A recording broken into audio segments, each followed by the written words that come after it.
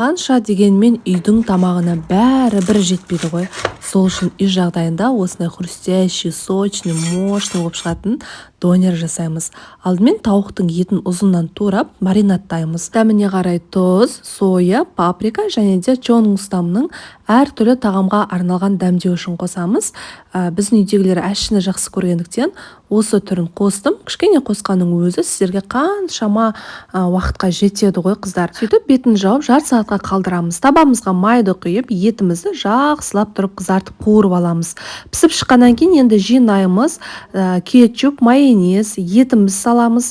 Одан кейін қиярды және де магазиндегі осындай қытырлақ картоптарды немесе фриді қуырып салсаңыздар да болады. Жақсылап орап жинап алғаннан кейін табамызға екі жағы хрустящий қытырлап шыққанша екі жағын ұстаймыз. Кез келген табаға осылай екі бетін қуырып аласыздар. Неге қыздар, дайын болды. Осындай хрустящий күшті болып шығады. Ал дәмдеуіштерді осы номер арқылы заказ берсеңіздер болады. Барлық қалаға жеткізу бар.